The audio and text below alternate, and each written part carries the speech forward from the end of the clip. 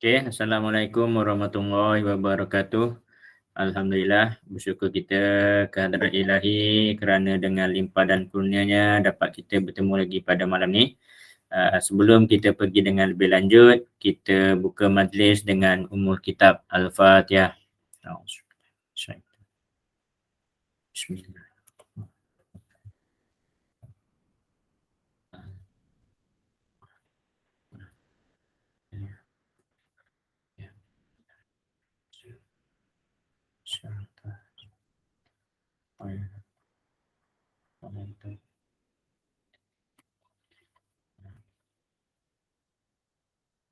Alhamdulillah,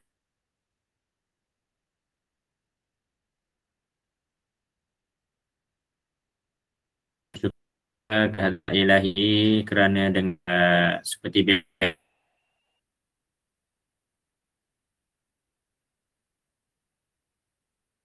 minggu ni juga kita akan ada dua tajuk perbincangan kita pada malam ni.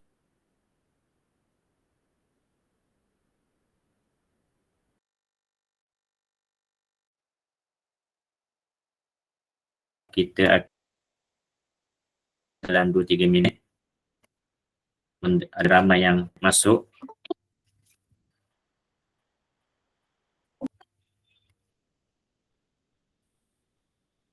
Okey, mudah-mudahan kita juga sekali lagi kita doakan semoga kuliah kita pada malam ini juga berjalan dengan lancar untuk elak daripada sebarang gangguan dan sebagainya. Malam ni juga sepatutnya tak ada isu sebab saya pun live Google Meet di rumah menggunakan talian Wi-Fi Unify. So sepatutnya line lebih baik lah berbanding dengan tarik daripada telefon. So mungkin ada problem sikit tadi rasanya. Okay, insyaAllah pada malam ni kita akan membentangkan dua tajuk kuliah di mana tajuk yang pertama sambungan daripada kuliah minggu lepas iaitu mengenai jin saka, memahami jin saka, sambungan daripada minggu lepas, siri kedua pada minggu ni, dan saya sendiri pula saya akan membentangkan tajuk mengenai santau. Okey, mengenai santau. So dua tajuk yang sangat-sangat menarik. Dua tajuk ni dah mula masuk ke tahap sedikit mendalam, advance sikit, lebih mendalami. Kali ni kita bukan lagi sentuh di bahagian surface sahaja. Kita dah mula masuk ke dalam intipati permasalahan dan juga pengkhususan tajuk lah. Okey, perbincangan juga kita akan menjadi lebih berat sikit. Bagi yang tak ikut kuliah kita daripada awal, mungkin dia sedikit kurang faham dan sebagainya. Tanpa saya membuang masa dengan lebih lanjut, saya menyerahkan majlis kepada Ustaz Sinar untuk meneruskan sesi kuliah yang pertama.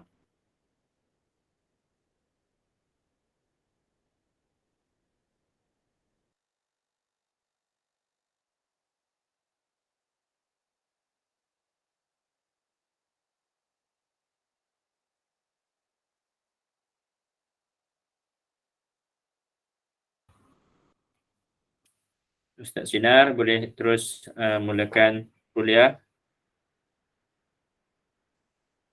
Terima kasih Coach. Saya lupa on mikrofon. Okey, saya ulang balik. Bismillahirrahmanirrahim. Alhamdulillahirabbil alamin. Wassalatu wassalamu ala sayidina Muhammad wa ala alihi wa sahbihi ajmain. Alhamdulillah. Bersyukur kita kepada Allah kerana dipertemukan lagi pada majlis ilmu pada malam ini. Semoga majlis ilmu kita ini diberkati Allah. Ada hadis Nabi mengatakan lebih kurang maksudnya malaikat akan mencari-cari di muka bumi ini majlis ilmu. Walaupun majlis ilmu kita ini bukanlah seperti majlis ilmu klasik yang kita berkumpul berdepan, tapi tetap juga majlis ilmu kita berjumpa secara dalam talian, masih juga secara live. Alhamdulillah. Tajuk kita malam ini adalah berkenaan memahami gangguan jin saka. Ini adalah kesinambungan daripada tajuk minggu yang lalu. Tajuk kita ini bukan sekadar membincangkan jin saka seperti kebiasaan tetapi kita fokus kepada melihat sebuah kitab. Kalau dalam bahasa Indonesia kita sebut bedah kitab atau syarah kitab yang bertajuk Pelebur Jin Leluhur yang ditulis oleh Ustadz Muhammad Faizar, seorang graduan daripada Universiti Al-Azhar Mesir, orang Indonesia. Jadi saya buka slide.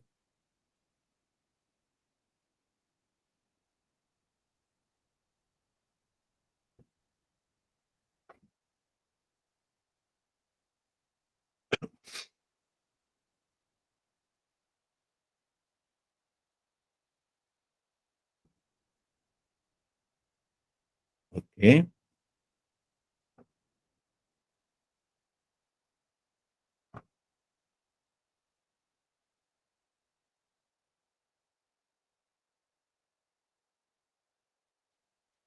Jadi kuliah pada malam ini adalah kesinambungan daripada kuliah minggu lalu. Minggu lalu kita telah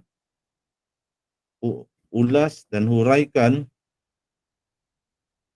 kesemua tajuk besar yang terdapat dalam kitab Risalah Pelebur Jin Leluhur. Jin leluhur ini juga dikenali dengan istilah jin nasab, atau di Malaysia lebih popular dengan istilah jin saka. Dan kita kena fahami jin saka, jangan kita sempitkan skopnya jin saka. Jangan kita anggap nenek moyang kita pernah pelihara jin, mungkin jaga kebun, jaga rumah, dan sekarang anak cucu merana mewarisi jin tersebut. Jin saka bukan itu saja maknanya sekarang. Kita belajar ilmu kesaktian, ilmu tenaga dalam, ilmu silat sekarang, kita didampingi oleh jin saka. Jin saka itu akan diwarisi oleh anak cucu kita. Dan diwarisi ini bukan mewarisi seperti harta pusaka. Jin itu sendiri yang memilih siapa yang ia ingin jadi tuannya. Kemudian apabila tuannya yang lama telah meninggal dunia. Dan kena berhati-hati bila kita gunakan istilah tuan.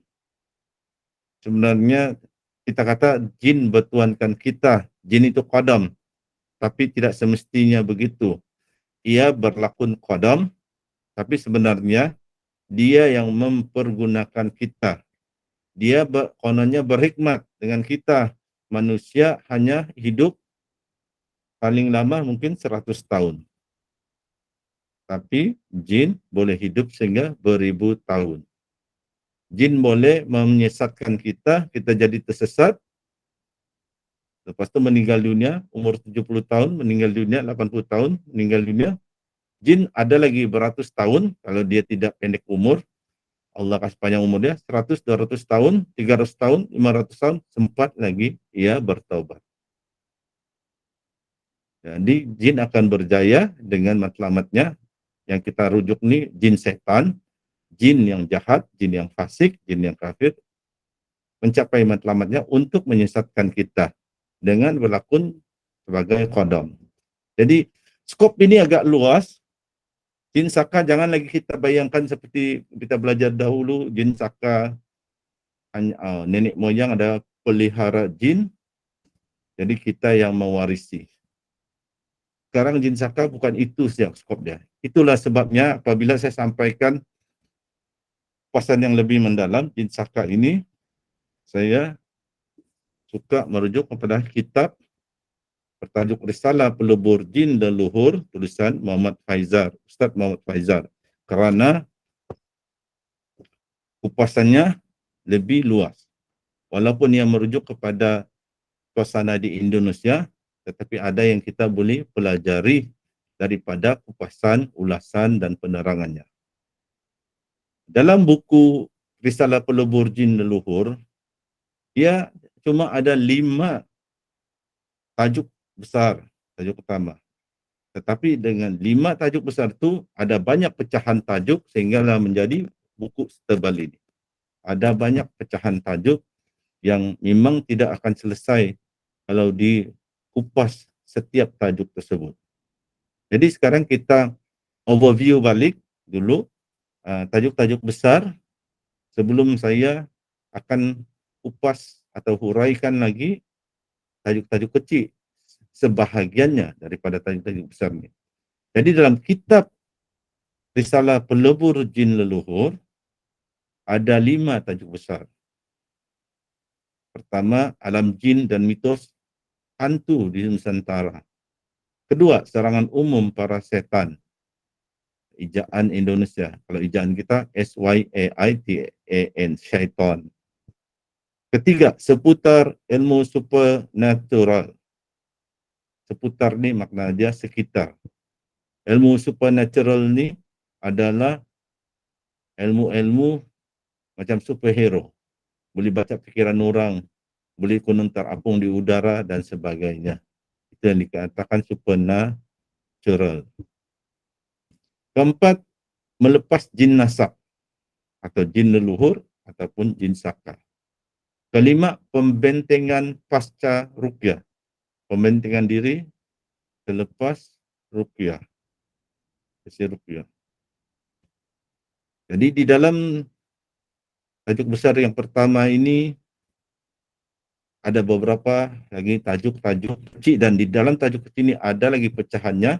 Di dalam tajuk besar alam jin dan mitos hantu di Nusantara ada bab tentang tak nampak bukan berarti tak ada, pembagian ghaib, alam jin, kerjasama antara setan dan haiwan, serba-serbi berkenaan setan dan jin, sosok mitologi Nusantara, pohon-pohon Yunan gaib, pohon-pohon yang dikultuskan zaman-zaman Arab, zaman jahiliyah pada zaman Nabi Muhammad yang telah dihapuskan pohon-pohon tersebut. Misteri penculikan jin terhadap anak kecil.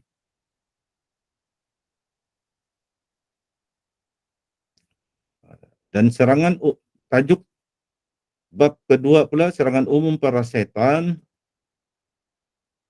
Dia ada tajuk-tajuk kecil lagi iaitu setan memicu manusia untuk tidak sehat, iaitu setan berusaha untuk menjadikan manusia tidak sehat, tanda-tanda setan mendekati manusia, fenomena kesurupan atau dalam bahasa Malaysia kerasukan, bantahan untuk orang yang mengingkari masuknya jin ke tubuh manusia, hujah-hujah orang yang mengatakan jin tidak masuk ke tubuh manusia.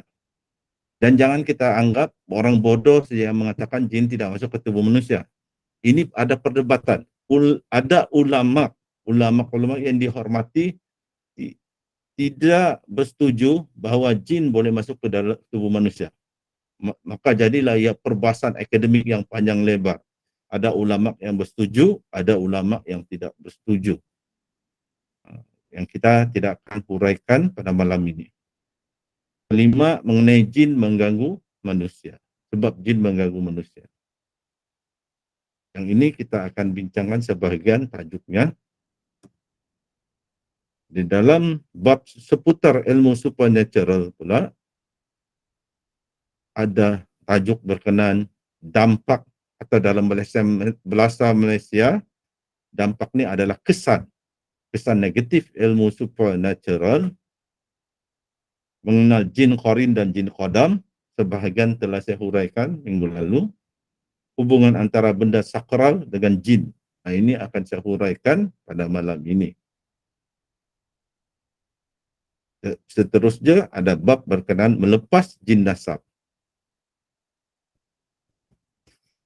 Dalam bab melepas ikatan jin nasab ini, ada beberapa tajuk di dalamnya, antaranya warisan potensi magis atau magic, melepas jejak supernatural leluhur, iaitu jin saka, jin pengganggu, solusi ataupun penyelesaian peluru jin nasab.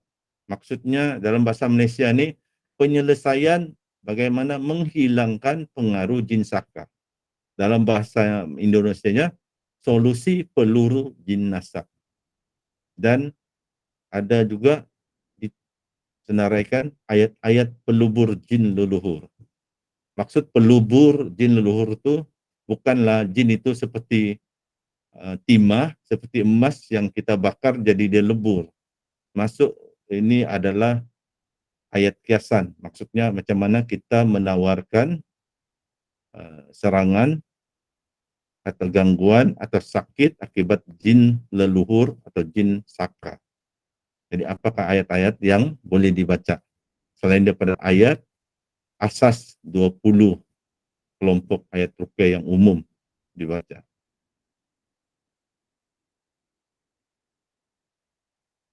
Dan yang bab terakhir adalah pembentengan atau pendinding diri. Kalau istilah Indonesia, pembentengan pasca ruqyah. Setelah diruqyah oleh peruqyah, apa yang perlu dilakukan oleh pesakit. Dan di dalam bab ini ada tajuk pengukuhan benteng hati. Pengokohan ini bahasa Indonesia maksudnya pengukuhan. Macam mana kita mengukuhkan benteng hati, perisai pada badan, maksudnya pendinding diri, dan apakah faktor penguatan dari orang terdekat, orang sekeliling kita yang menguatkan jadi sebagai faktor penguat kepada pesakit, menguatkan daya tahan dirinya daripada diganggu. Jadi itu adalah 5 tajuk besar dalam kitab Risalah Pelubur Jin Leluhur.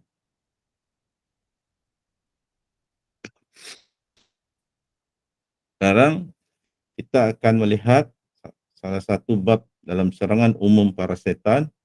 Sebahagian sudah kita bincang minggu lalu. Yang ini saya skip sebab ada telah saya terangkan minggu lalu, telah uraikan. Ini pun saya telah uraikan minggu lalu. Sekarang yang saya sentuh pula sebab jin mengganggu manusia. Penulis kitab menerangkan bahawa ada beberapa sebab jin mengganggu manusia. Antaranya, pertama, jin jatuh cinta kepada manusia. Inilah juga yang dikatakan jin asyik. Yang kita ada kuliah minggu lalu berkenaan jin asyik. Kedua, jin disuruh memusuhi manusia. Antara yang contoh yang senang diberikan ialah sihir. Pembuat sihir mengantar jin, jin itulah yang menyakitkan manusia. Seterusnya, jin mendendam kepada manusia. Keempat, jin diundang dan dihadirkan melalui amalan bid'ah.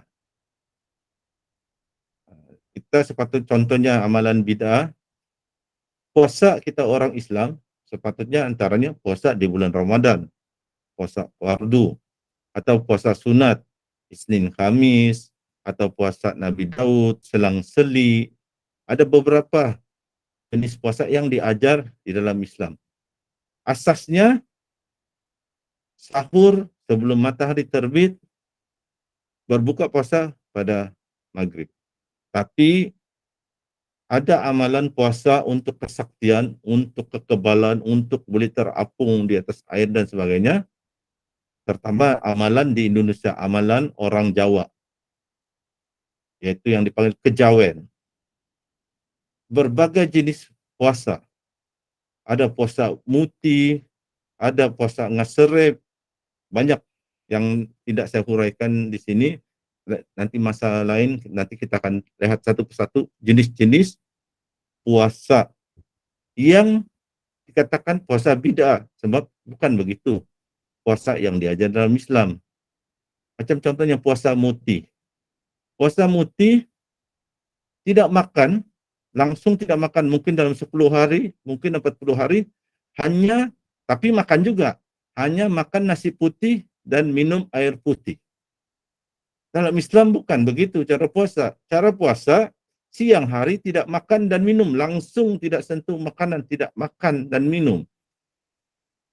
Masuk waktu maghrib, boleh makan perlu makan, tidak boleh lagi tidak makan, boleh makan. Dan jika ingin berpuasa lagi, esoknya sebelum matahari terbit waktu subuh. Bukan puasa selama 40 hari, siang malam tidak makan, tapi masih boleh makan, tapi nasi putih dan minum air putih. Bukan begitu puasa orang Islam. Itu namanya puasa bid'ah. Jadi itulah amalan-amalan yang dilakukan oleh orang-orang, terutama orang-orang Jawa di Indonesia yang mengamalkan ilmu Jawa kuno yang dipanggil kejawen antaranya. Jadi seterusnya keisingan jin terhadap manusia. Iseng-iseng. Maksudnya nih jin yang suka-suka mengacau, tidak sebab tertentu. Suka-suka mengikut seorang manusia itu, contohnya mereka sedang lepak-lepak dekat tepi kuburan atau dekat kayu ara. Jadi ada orang baru balik dari kedai, pulang ke rumah, terus geng-geng jin nih mungkin bercerita antara mereka, jin anak-anak muda, terus pergilah mengganggu orang yang manusia lalu di depan mereka tuh. Cuma iseng-iseng, tidak ada sebab-sebab utama, suka-suka sahaja. Itulah. Dan jin-jin ini daripada jin sebab asalnya sebab lain, dia boleh menjadi jin saka. Dia boleh menjadi jin asyik. Contoh jin jatuh cinta. Jatuh cinta dengan seseorang. Lepas tu dia akan tinggal dengan orang itu kawin, orang itu ada anak, jin itu pun kawin, berkeluarga, ada anak. Jin itu dan keluarganya pun anggaplah manusia itu berkeluarga dia. Jadi ada anak, ada cucu. Jin itu berdampingan. Sebab kita tidak pernah halau jin tersebut. Tidak pernah menyuruh mereka jangan ikut kita. Tidak pernah minta dirawat dengan ruqyah syariah. Dan jin sihir juga. Jangan katakan jin sihir ini dia sentiasa mengganggu manusia. Ada masanya apabila jin sihir, sebab ingat jin sihir ini adalah makhluk mukallaf. Ada akal fikiran, ada hati dan perasaan, ada emosi. Asalnya disuruh mengganggu, tapi dia jatuh cinta dengan pesakit atau keluarga pesakit, dia bertukar sudah, daripada dia mengganggu, menyakitkan pesakit, dia jatuh cinta, asyik mendampingi pesakit, tengok pesakit mandi bogel dan sebagainya. Dan menghalang pesakit daripada berkahwin. Ada siap berlaku sesuatu halangan untuk menyukarkan pesakit berkahwin. Asalnya dia jin sihir. Dia boleh jadi jin asyik. Dan apabila dia lama dengan keluarga, dia umur katakan 2000 tahun. Artinya dua generasi dia boleh bersama. Mati ini bapa moyang, ada anak dia masih hidup. Ada lagi cucu dia masih hidup. Jadi last-last dia jadi jin saka. Dan tidak semestinya jin itu dipelihara. Asalnya jin mungkin sihir, asalnya jin jatuh cinta, bukan dipelihara oleh nenek moyang. Jadi apabila kita sebut jin saka, kita tidak menuduh nenek moyang kita ini melakukan syirik. Sebab belum tentu nenek moyang kita ini pelihara jin tersebut secara sukarela, secara jelas. Jadi tidaklah berbangsa asal kita kata mungkin kena ganggu jin saka, bahwa jahatnya kita menuduh nenek moyang kita melakukan syirik. Tidak. Jin saka ini lebih luas. Kalau dalam terminologi Indonesia, di Indonesia, jin saka ini bukan sekadar nenek moyang pelihara jin, lepas tu dia mendampingi kita. Dia lebih luas. Jin yang asalnya balas dendam, boleh jatuh cinta, jadi jin asyik, lama tinggal dengan kita, turun-temurun, jadilah jin saka. Atau kita belajar ilmu-ilmu tertentu, ilmu kebal, ilmu konon tenaga dalam, pasang susuk. Akhirnya jin itu pun boleh jadi jin saka. Jadi ini yang kita kena fahami apabila kita menyebut jin saka. Sekarang kita jangan lagi guna definisi orang dulu-dulu. Kita asal jin saka tidak boleh kita sebut sebab kononnya kita menuduh nenek moyang kita melakukan syirik. Tidak semestinya begitu. Istilah jin saka ini sekarang luas. Seorang itu belajar ilmu, itu jin pun akan jadi jin saka, bukan dia mewarisi daripada nenek moyang. Dia yang mula-mula mewarisi sebab belajar ilmu kebal, ilmu silat, jurus kebatinan. Dia yang akan mewarisi kepada anak cucu dia. Jadi istilah umumnya kita sebutlah jin saka, jin nasab. Kalau dalam buku ini macam-macam lagi istilah jinnya.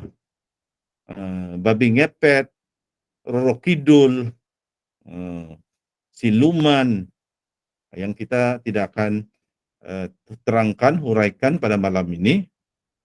Nanti ada masa kita akan dari masa ke masa akan muncul lagi kuliah berkenaan jin. Seterusnya.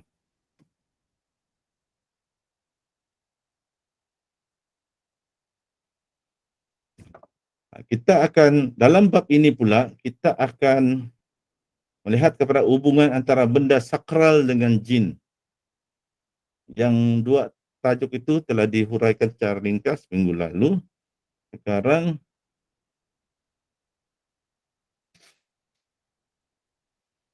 kita tidak akan melihat perkara ini, ada dihuraikan minggu lalu. Yang minggu lalu ini ada disebut juga secara ringkas. Ini akan kita huraikan pada masa-masa akan datang, bukan sekarang. Yang ini telah diterangkan minggu lalu, kuliah minggu lalu. Boleh tengok rakaman yang telah dibuat oleh Coach Kamarul. Yang kita akan tumpukan pula berkenaan ini. Hubungan antara benda sakral dengan jin. Perkataan sakral ni dalam konteks bab ini bermaksud benda yang dikuduskan atau benda yang dianggap keramat atau sakti. Dalam bahasa Inggrisnya sacred. S-A-C-R-E-D, sacred. Indonesia sebut sakral. Dan penulis bagi contoh benda sakral ni. Benda sakral ni benda mati, tapi dikuduskan, dikeramatkan, dianggap keramat. Dan apabila benda mati, dianggap keramat, jin datang mendampingi. Ada di atas meja saya ini gunting. Gunting ini untuk gunting kertas, gunting kain, dan sebagainya. Tapi kalau tidak apa-apa nih, tapi kalau benda mati, saya letak nih gunting di atas lantai, saya pijak, ini gunting tidak boleh melawan. Cuma jangan pijak di yang tajam lah. Pijak di sini tidak boleh buat apa-apa. Atau benda apa-apa lah, garpu, sudu. Kalau kita pijak, tidak ada apa-apa. Pisau, keris, tapak sirih. Ini apa yang selalu untuk buka potong pindang, sanggul, susuk sanggul. Dia tidak ada apa-apa, benda itu tidak ada kesaktian apa. Tapi apabila kita jadikan dia benda sakral, kita anggap dia keramat, jin akan mendampingi benda itu. Antara contoh utama yang diberikan oleh penulis adalah keris. Keris hukumnya tidak haram menyimpan keris. Seperti kita menyimpan pisau, ada pisau untuk memotong daging. Ada pisau atau pedang untuk mempertahankan diri ataupun untuk berlatih ilmu bela diri. Begitu juga keris. Keris zaman dulu digunakan sebagai senjata untuk mempertahankan diri. Tapi jika sekiranya keris itu dianggap sakral, dikeramatkan, dimandi-mandikan dengan mandi limau dan sebagainya.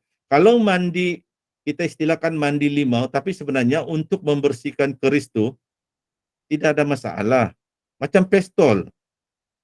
Siapa polis, dia tahu pistol perlu dibersihkan. Senjata api perlu dibersihkan. Kalau disimpan lama-lama, silap-silap, berkarat, kita tembak, meletup pula pistol senapan. Jadi perlu dibersihkan. Saya tahu juga sedikit-sedikit tentang hal ini sebab bapak saya dulu seorang anggota polis yang telah besar. Jadi keris ini zaman dahulu dibersihkan, ada bersihkan dengan limau dan sebagainya sebab besi itu perlu pembersihan begitu. Cara dahulu kala dibersihkan. Tapi apabila pembersihan ini dibuat ritual seolah-olah benda itu keris itu benda hidup, ada nyawa, jin akan mendampingi benda-benda itu. Jin yang akan mendampingi. Dan seperti kita tengok di slide itu, perkara kedua, kepercayaan kepada benda mati akan menjadi magnet untuk mendatangkan setan, dan bukan sekadar setan, jin datang, kesirikan pun akan muncul. Jadi penulis Ustadz Muhammad Faizal mengatakan benda dan sarana kesirikan ini wajib, ataupun wajib di sini bukan wajib hukum, tetapi maksudnya perlu dihancurkan. Sekiranya kita mengkuduskan benda-benda mati itu, bukan sekadar keris. Pokok kita puja-puja, kita pasang stanggi, kita minta nomor ekor, sembah-sembah pokok, mintalah konon agar dimimpikan nomor ekor apa yang boleh dibeli nanti di ujung minggu. Pokok begitu perlu direbahkan, dimusnahkan, dibakar. Keris perlu dimusnahkan. Tetapi kalau perhiasan keris pusaka, tidak diagung-agungkan, tidak dikeramat-keramatkan, tidak ada masalah, simpan. Begitu juga jam susuk sanggul, tapak siri. Kalau dikeramat-keramatkan zaman dahulu, hati-hati. Kalau kita mewarisi tapak siri yang tembaga-tembaga tuh, susuk sanggul. Selalunya ilmu perbidanan nih, ada atau ilmu menghias-hias pengantin akan ada diwarisi lah tapak siri, susuk sanggul. Makanya hati-hati. Rendam di air ruqyah kalau rasa risau. Tidak perlulah dibuang. Kalau nak buang kepada saya sambut. Lepas itu nanti saya pergi kedai, kalau ada yang mau beli, mana tahu benda klasik, boleh dijual ribu-ribu, saya jadi kaya. Jadi tidak perlulah dibuang. Kalau terutama benda itu emas, rantai emas, rendam saja di air ruqyah. Yang penting hati kita jangan mengkuduskan, mengkultuskan, menganggap keramat, menganggap sakti, menganggap dia semacam benda bernyawa. Dia tetap benda mati. Benda mati kita letak di lantai, kita pijak-pijak, dia tidak boleh melawan. Itulah juga seperti azimat. Azimat kita tidak perlu letak di pintu apa.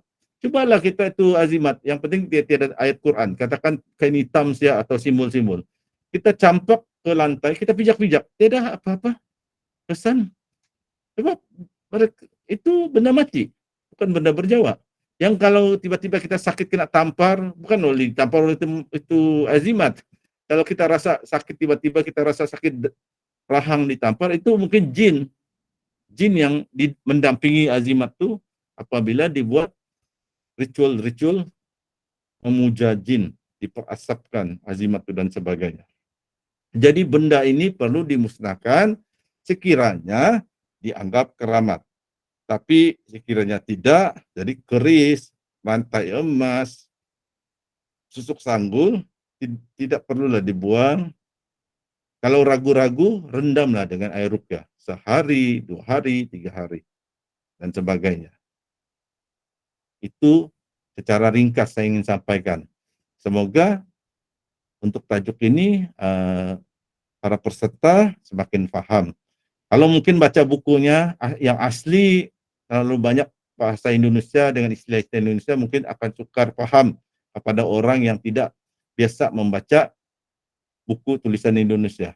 Jadi di sini kita sampaikan dalam bahasa Malaysia.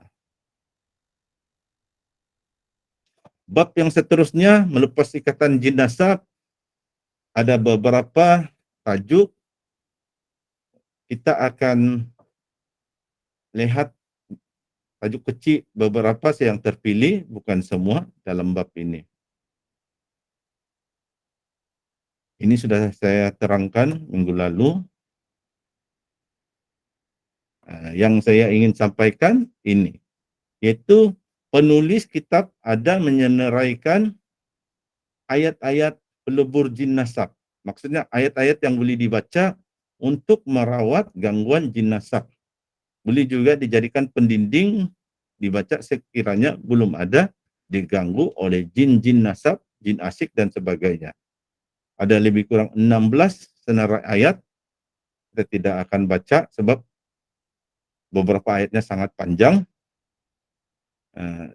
Dan yang lain bolehlah kita rujuk nanti kitab suci Al-Quran apabila nanti slide ini dikongsi, nota slide ini dikongsi di dalam grup Telegram Rapatan Islam kita. Cuma yang saya ingatkan, dalam banyak buku ada bagi beberapa senarai ayat-ayat penawar jin nasab, ada ayat, katakan ayat-ayat azab dan sebagainya. Itu adalah tambahan. Yang asas siapa yang baru belajar, baru mengenali ruqyah syariah, yang asas 20 kelompok ayat yang diajar oleh Coach Kamarul Azli, dan itu juga yang saya biasa baca bila merawat orang, itulah yang diutamakan dahulu.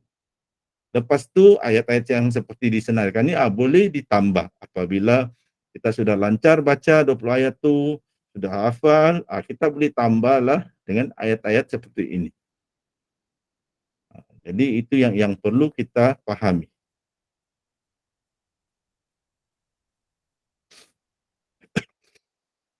Di dalam bab pembentengan pasca ruqyah ada beberapa bab kecil, kita tidak akan sentuh semua.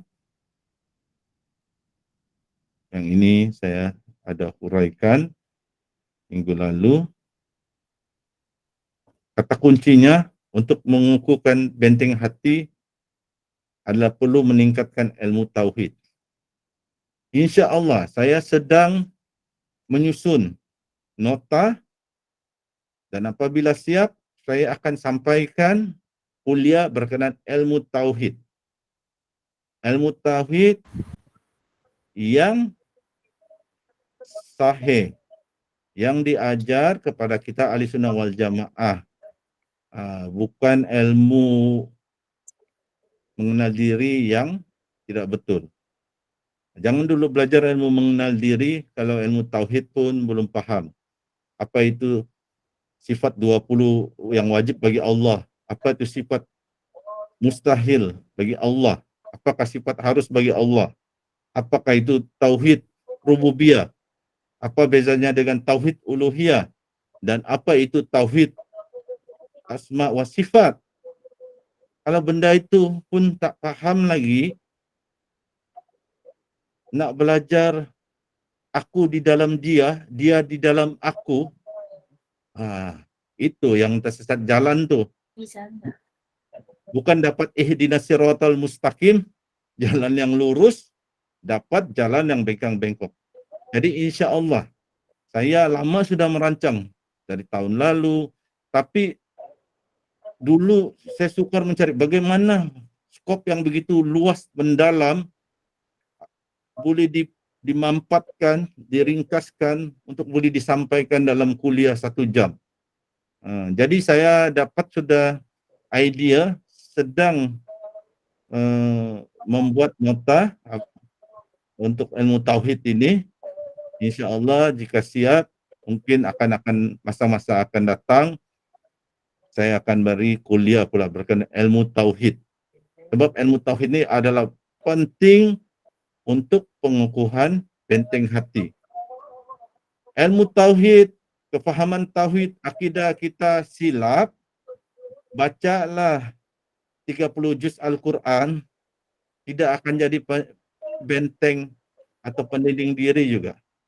Tapi ilmu tauhid kita benar, lurus, tidak perlu bertapak di Gunung Jerai, di Gunung Ledang, tidak perlu bertapak di gua, tidak perlu berwirid berpuluh ribu kali. Baca bismillah pun boleh jadi air penawar. Baca air dengan baca bismillah sahaja boleh jadi air penawar. Insya-Allah. Dia punya kata kuncinya ilmu tauhid, akidah. Jadi insya-Allah kita insya-Allah bila Allah nanti berikan rezeki ke lapangan untuk siapkan nota tentang ilmu tauhid ni, nanti saya akan sampaikan kuliah berkenaan dengan ilmu tauhid.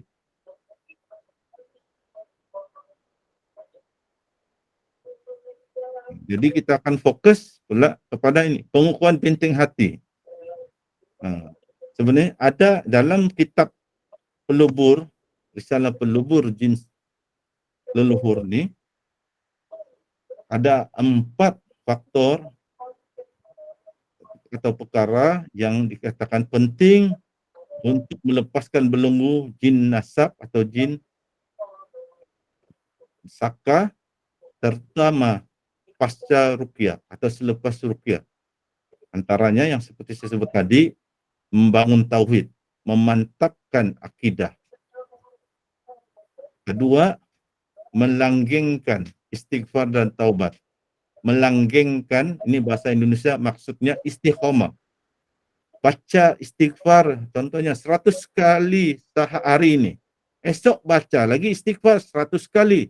Lusa baca lagi istighfar 100 kali. Bukan hari ini baca istighfar 1000 kali. Besok 1 kali. Lusa langsung tidak baca. Minggu depan pun langsung tidak baca. Nanti bulan akan datang baru baca lagi 3 kali. Baca secara istiqomah. Kalau setiap hari baca 10 kali, besok 10 kali, lusa 10 kali. Kalau tidak dapat 100 kali. Itu maksudnya. Kena istiqomah. Dan jangan main-main zikir istighfar ni. Zikir istighfar ni sangat tinggi. Puan Aziz boleh mute mikrofon. Jadi boleh istighfar ni banyak hadis-hadis tentang kelebihan istighfar ni yang kita tidak akan huraikan pada malam ini. Yang penting kita kena lihat poin ni, ingin kita tidak diganggu lagi oleh jin-jin saka, akidah tauhid kita kena kuat. Istighfar kena hari-hari. Contohnya baca 100 kali sehari. Bertobat kena hari-hari. Tadi buat silap, terus bertaubat kepada Allah. Besok buat lagi silap, bertaubat lagi. Dan jangan kata buat silap bertobat, buat silap bertobat. Macam mempermainkan Allah. Tidak. Kita tidak mempermainkan Allah. Memang sifat manusia. Hari ini buat silap, besok pandai buat silap lagi.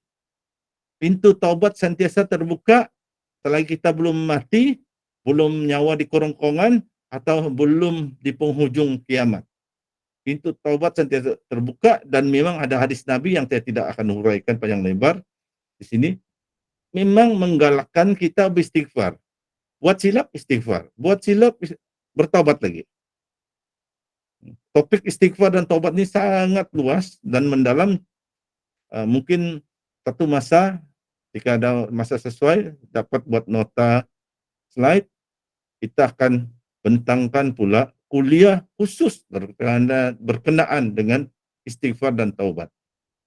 Seterusnya, tadabbur Al-Quran. Inilah juga kata kunci untuk kalau bahasa kita biasa macam mana bisa bacaan Al-Quran kita. Tidak perlu kita bertapah, tidak perlu kita beribu-ribu wirid, berpuluh-puluh ribu. Nanti jadi gila isim dorang bilang. Tidak perlu kita pergi ke gua apa.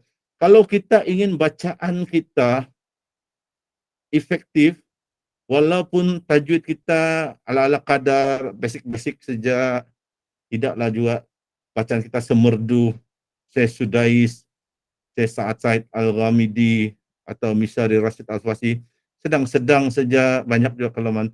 Tapi kalau kita tadabbur, apabila kita baca Al-Quran, kita tahu maknanya. Tidak pun setiap perkataan itu, tetapi intipati maknanya. Seperti kita baca ayat kursi, kita tahu intipati ayat kursi itu apa, kita baca dengan tadabbur, insya Allah itulah bacaan yang efektif untuk meruqyah, untuk mendinding diri. Dan seterusnya, bacalah Bismillah, ada salah ejaan tuh, nanti saya perbetulkan. Baca Bismillah di setiap aktiviti. Mau makan, Bismillah, mau tidur, Bismillah, mau ingin memandu kereta, baca Bismillah.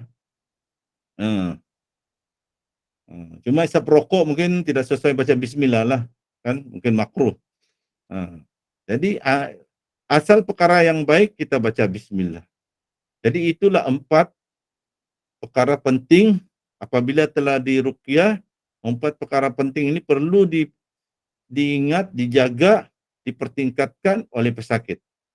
Jika ia mau terlepas daripada belenggu jin, secara umum jin ataupun secara khusus jin nasab atau jin saka. Jadi itulah huraian saya pada malam ini, kuliah kita pada malam ini. Kesimpulan dia, kita kena ada pikiran terbuka untuk belajar dan terus belajar.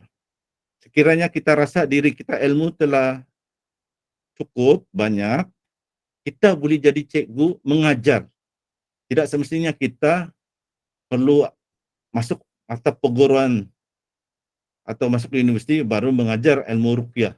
Asal kita rasa diri kita mantap pengetahuan, kita mengajar. Tapi kalau kita rasa diri kita belum mantap pengetahuan, lebih baik kita jadi pelajar. Yang jadi masalah kononnya nak jadi pelajar, tapi suka mengkritik pengajar. Jadi pilihlah antara dua, nak jadi pengajar atau pelajar. Yang penting jangan kurang ajar. Jagalah adab. Jadi kita kena faham. Jangan jadi macam ada satu peristiwa peruqyah muda, sangat muda. Mereka ada satu masa orang memanggil pergi ke rumahnya untuk dirawat sekitar daerah saya. Bila kami berbincang di WhatsApp, tidak ada peruqyah yang berumur dapat pergi. Semua peruqyah muda. Waktu itu saya ada masa juga saya pergilah. Tapi tengok mereka meruqyah awal 20-an, meruqyah okey, nampak okey. Tapi waktu sudah selesai, diberi minum-minum lah, mulailah satu peruqyah muda ini membuat tazkirah. Saya cepat tu saya giling kepala, rasa malu. Saya cuba mau tutup cerita tu cepat untuk mengundur diri. Lepas keluar rumah tu baru saya bagi nasihat peruqyah muda.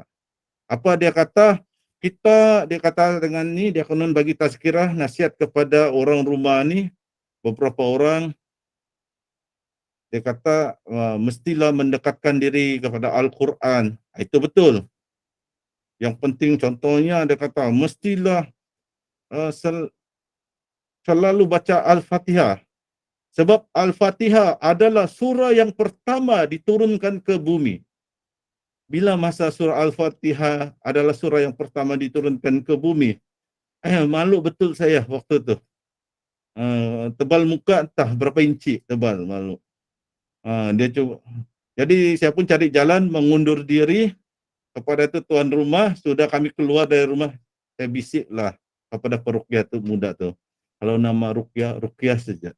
Sahaja kalau memang tidak berapa pandai memberi tazkirah atau nasihat. Janganlah nasihat, baca saya ruqyah sudah selesai, minta izin pulang. Jadi itulah, kita kena letak kedudukan diri kita. Kita pelajarkah, pengajar? Yang penting jangan kurang ajar. Begitu. Macam saya rasa saya ada beberapa ilmu, jadi orang yang di bawah ilmunya kurang dari saya akan ajar. Saya jadi pengajar. Tetapi apabila saya jumpa guru saya, Ustaz Musdar Bustaman Tambusai, saya jumpa Dr. Saad Said Ahmad Abdu atau Abu Al-Bara, saya tidak akan memandai-mandai mengajar mereka. Waktu itu saya jadi pelajar. Saya belajar dengan mereka. Jadi begitulah, kalau kita pergi kuliah, kita set diri kita sebagai pelajar.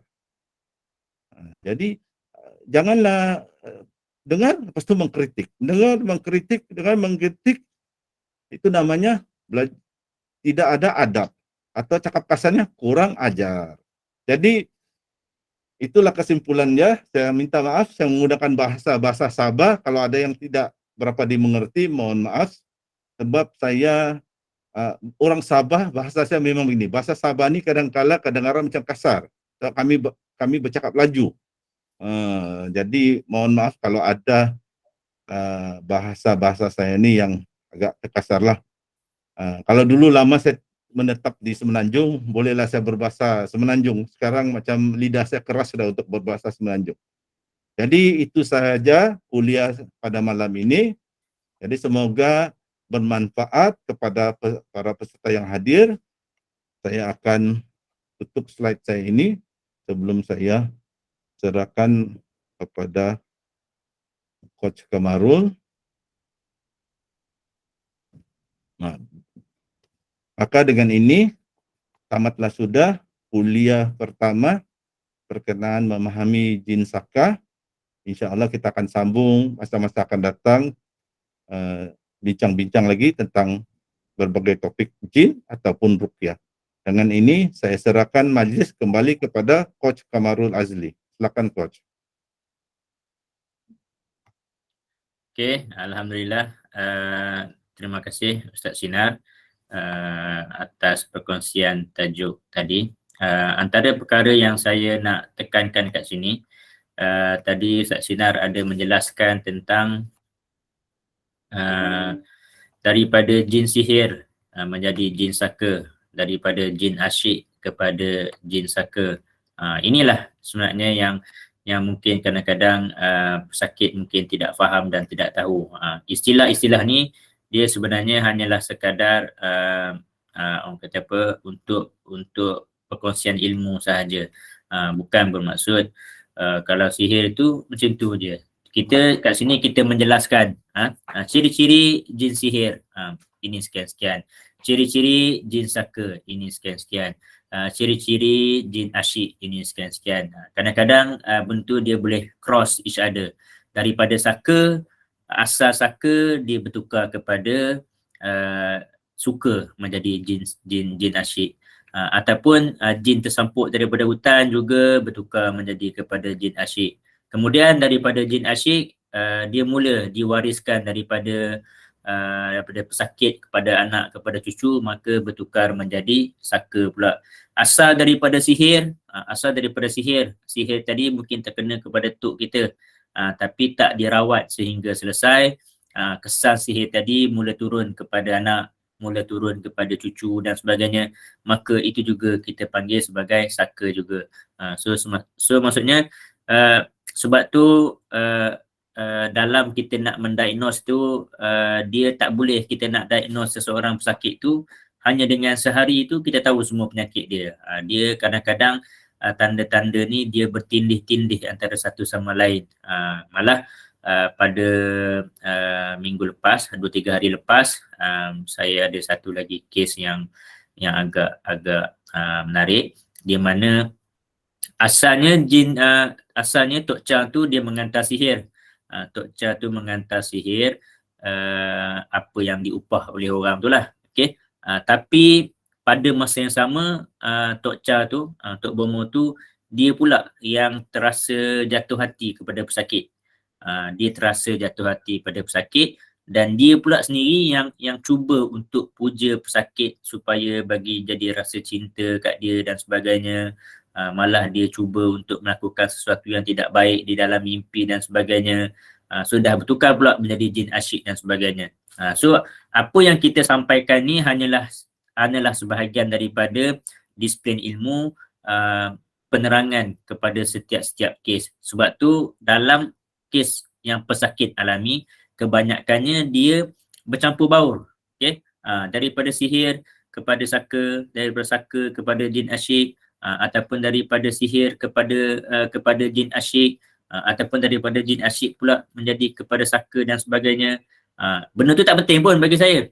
Itu hanyalah sekadar untuk kita tahu latar belakang cerita, dan juga kadang-kadang mungkin kita cuba untuk mencari kaedah-kaedah yang khusus dari segi minum dan sebagainya. Sebab apa juga macam saya cakap, apa juga masalah pesakit, sihir ke, saka ke, jin asyik ke, santau ke, apa ke, rawatan utamanya adalah tetap membacakan ayat-ayat ruqyah 20 ayat tu. Okey, tajuk saya, okey, saya mulakan dengan tajuk saya pada malam ni tentang santau. Apakah yang kita maksudkan dengan santau? Okey, santau ni apa sebenarnya? Santau ni juga sebenarnya adalah sihir. Dia merupakan salah satu cabang daripada sihir. Sihir yang dihantar kepada mangsa dengan menggunakan pengantaraan bahan berbisa sama ada atau racun, sama ada disertai dengan pemujaan sihir, pemujaan jin dan syaitan ataupun tidak. Kalaulah dia bagi santau yang tanpa sihir, tanpa jin, bermaksud ia macam bagi racun je lah. Itu maksudnya. Kalau dia bagi racun yang telah dipuja pula dengan campur tangan syaitan, maka itu dipanggil sihir santau. Sebab santau ni dia santau ni sihir yang melibatkan benda-benda yang berbisa. Okey, benda-benda yang berbisa seperti racun. Okey. So contoh-contoh simptom, okey, tanda-tanda kalau diri dia terkena santau. Biasanya orang yang terkena santau ni dia tak boleh tahan dengan makan makanan yang tajam-tajam seperti nenas ataupun air limau nipis. Kalau dia minum air nenas tu dia terasa macam pedih, macam dihiris. Okey. Tapi dalam teknik rawatan, limau nipis juga merupakan salah satu penawar untuk merawat santau. Ustaz Syarhan juga mengajarkan minum air limau nipis untuk menawarkan bisa-bisa santau. Okey, ataupun seorang pesakit tu dia muntah darah. Dia tiba-tiba dia terbatuk-batuk, dia batuk berterusan sehingga muntah darah. Okey, dia batuk berterusan sehingga muntah darah, ataupun ada juga kes-kes yang batuk dia tu keluar serbuk kaca ataupun bernanah. Itu antara antara ciri-ciri terkena santau lah. Kita juga boleh lihat daripada fizikal dia, kuku dia, kita boleh tengok kuku dia tu menjadi hitam. Kuku dia menjadi hitam, nafas dia juga bila dia bercakap dengan kita tu, nafas dia, bau mulut dia terlampau kuat, nafas dia busuk. Okey, bau mulut dia tu kuat lah, bau busuk. Kita pun kalau bersama dengan dia, kita tidak akan rasa selesa duduk dekat-dekat dengan dia. Satu lagi kesan santau, bulu-bulu gugur, kelopak mata jadi hitam. Biasanya kalau orang yang terkena santau ni, rambut dia banyak gugur. Okey, dan banyak kes yang saya dapat tahu, bila seorang pesakit santau ni, dia kata kalau dia sapu kat rumah tu, dia sapu sampah kat rumah, memang akan dapat segumpal rambut, dia kata. Kadang-kadang dia pun rasa macam pelik juga, dia kata. Kalau sikat, tak ada pula rambut yang gugur, dia kata. Tak tahulah gugur macam mana, dia kata. Tapi bila dia sapu sampah je, memang boleh dapat segumpal rambut tu. Macam consider banyak lah. Dan ada juga kes-kes yang pesakit saya bagi tahu, dia kata dia memang jumpa banyak rambut di rumah dia. Cuma yang pelik, dia kata rambut tu panjang. Sedangkan orang dalam rumah dia, saya sendiri, dia kata perempuan tu bagi tahu, pesakit tu perempuan, rambut dia taklah panjang macam tu. Suami dia lagilah rambut pendek. Tapi dia kata rambut yang dia jumpa time sapu tu panjang, melebihi daripada orang yang ada dalam rumah. Itu pelik lah sikit kan. Okay. So kebanyakan orang yang terkena santau ni juga biasanya tubuh badan dia akan gatal-gatal, kulit dia menjadi kering. Ada kes-kes yang kita tengok dia punya kulit dia ni menjadi kering, bersisik kemerahan. Ini antara tanda-tanda yang lebih khusus ke arah santau. Okey, tanda-tanda yang umum sama seperti tanda-tanda gangguan yang sebelum ni saya pernah share, tanda-tanda ketika tidur, tanda-tanda ketika jaga. Ini adalah tanda-tanda yang saya kata biasalah, mimpi ular, binatang buas dan sebagainya ni. Okey, mimpi ular, binatang buas ni tanda-tanda yang agak umum lah orang kata. Okey. Okey. Santau ni pula, okey, dia biasanya dia ada dua jenis santau. Dia ada dua jenis santau yang biasanya yang famous lah. Okey. Santau angin dan juga santau angin ataupun santau makan lah. Okey, santau makan ni atau racun ni dia akan dicampur tangan melalui pemujaan, tapi dia akan bagi dalam bentuk makanan. Dia akan campur dalam bentuk makanan. Okey, ataupun dia nak hantar dalam bentuk makanan tu, dia boleh hantar dalam bentuk fizikal pun boleh, ataupun dengan menggunakan bantuan jin pun boleh, ataupun dia disapu pada pakaian-pakaian, disapu pada pakaian, nanti bila orang tu pakai boleh terkena santau. Ada juga pernah saya dapat kes, dia kata sebelum ni dia okey tu, tiba-tiba satu hari tu dia pakai macam jaket kerja dia tu, bila dia pakai jaket dia tu, start daripada tu dia terasa gatal-gatal seluruh badan. Okey. Ada juga yang dicampurkan dalam makanan lah. Itu yang biasa juga. Okey, dalam kedai-kedai dan kedai-kedai selalu kena lah. Yang paling kita risau dan bahaya adalah santau angin. Di mana santau angin ni sebab dia memang orang kata dia buat daripada jauh. Jin Tok Bomoh tu je yang akan datang dekat kepada kita, menghantar kepada kita. Sebenarnya dia tak bukan dia memang puja daripada jauh, tapi daripada jauh tu dia akan memuja, meniup dan dia punya khadam dia Tok Bomoh, jin Tok Bomoh tadi akan membawa bisa-bisa dan racun santau ni kepada mangsa dan masuk ke dalam mangsa melalui udara. So ini yang kadang-kadang kita bahaya sikit. Sebab ada beberapa kes dia nak santau orang lain, dituju ke orang lain tapi terkena kepada orang lain. Dia nak santau kepada suami contohnya, tapi mungkin santau angin tu tersalah alamat, terkena kepada isteri ataupun anak-anak dia. Pernah jadi macam tu. Okay, ini adalah jenis-jenis santau. So punca di santau ni lebih kurang sama dengan punca di sihir lah. Kenapa di sihir? So biasanya sebab dengki, tengok perniagaan. Biasanya sihir santau ni juga sinonim di kalangan para peniaga lah.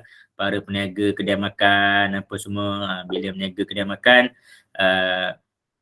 dengki dengan kedai sebelah. Kedai-kedai yang sama-sama meniaga ni mudah rasa kedengkian. Dan ataupun juga nak balas dendam. Akibat dendam, ini dendam pun berlaku kat sihir secara santau.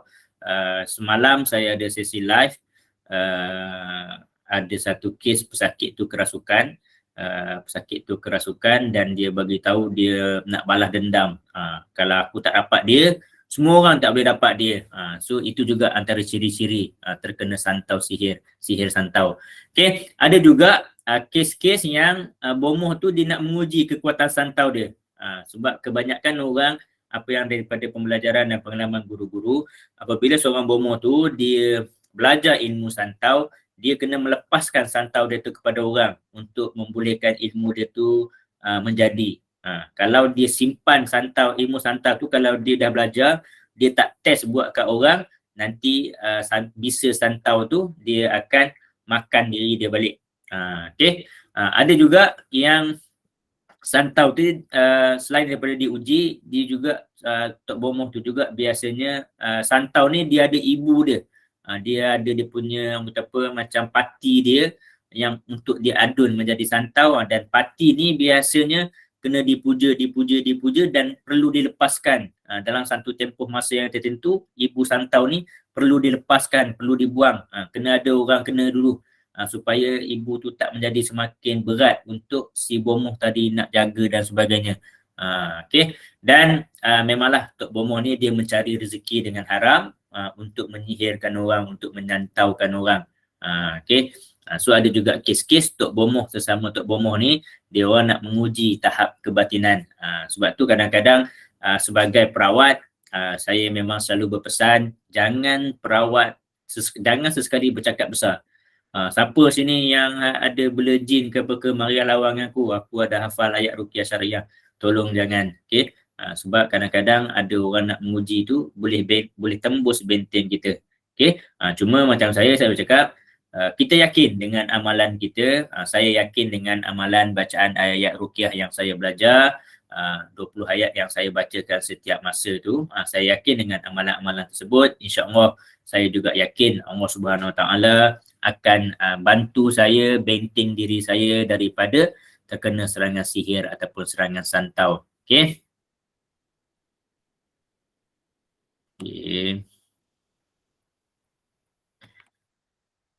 Okey, antara proses-proses untuk mengadun santau, untuk membuat santau. Okey.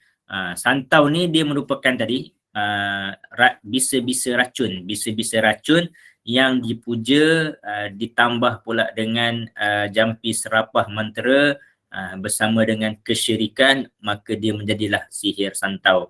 So antara bahan-bahan yang biasanya diadun, sebab saya cakap tadi kan, santau ni merupakan sihir yang melibatkan benda-benda berbisa atau beracun. So maka bahan-bahan adunan untuk memproses santau ni biasanya dia akan menggunakan barang-barang yang berbisa lah. Bisa ular tedung, bisa ular kapak, bisa katak puru, ataupun kalau biasanya santau ni juga banyak untuk orang-orang asli. Bomoh-bomoh orang asli, sebab bomoh-bomoh orang asli ni dia lebih mudah untuk mendapatkan binatang-binatang ataupun haiwan-haiwan yang berbisa. Ada juga santau ni diadun bersama dengan bahan-bahan yang miang. Okey, seperti buluh, dia ambil ulat bulu, dia ambil rebung punya buluh dan tali guni. So bila terkena kepada pesakit, makan pesakit dimasukkan ke dalam badan pesakit, maka pesakit akan rasa sakit lah akibat miang-miang buluh tadi. Okey, selain daripada tu, ada juga santau diadun bersama dengan benda-benda tajam. Diadun bersama kaca, botol-botol kaca dipecahkan. Yang paling banyak guru saya cerita, dia menggunakan lampu Kalimantan putih tu, lampu pendaflor putih tu dipecah-pecahkan sebab racun kaca daripada lampu Kalimantan ni dia sangat halus. Bila tumbuk-tumbuk dia boleh jadi halus, sangat halus. Dia diadun bersama dengan berus besi, rambut, kuku pesakit. So biasanya santau ni dia akan adun bersama-sama lah. Dia akan ambil rambut pesakit ke, kuku pesakit ke, kulit sikit ke, macam mana ke, dia akan cuba dapatkan rambut dan sebagainya. Dia akan adun bersama dengan bisa-bisa tadi, kaca, jarum, bisa ular tedung dan sebagainya tu, dan dia akan dibacakan, dijampi, dipuja untuk tambah pula jin dan sebagainya. Okey, selain daripada tu dia juga akan menggunakan barang-barang lain seperti uri kucing, biji mata kelawar, tulang kera, ada yang menggunakan lipas, lipan, ulat gonggok dan sebagainya. Semua benda ni akan ditumbuk-tumbuk dan diperam. Sebagainya diperam dalam getah ipuh. Getah ipuh tu pula memang dah berbisa. Okey, kemudian dia akan disapu. Ada yang disapu, ada yang ditabur, dicampurkan dalam makanan. So ada juga yang dipuja bersama dengan jin, diseru jin supaya jin masuk ke dalam bahan tadi, dan bahan-bahan tadi akan dihantar melalui bantuan jin tadilah kepada si pesakit. Okey, ini antara adunan-adunan dia lah. Okey.